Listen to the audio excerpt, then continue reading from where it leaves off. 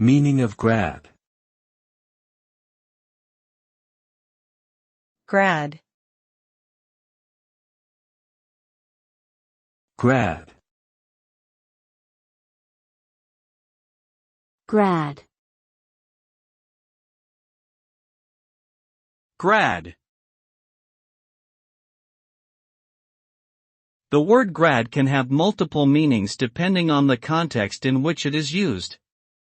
It can refer to a unit of measurement for angles, equivalent to 1/400th of a circle. It can also be short for graduate, referring to someone who has completed a degree or course of study.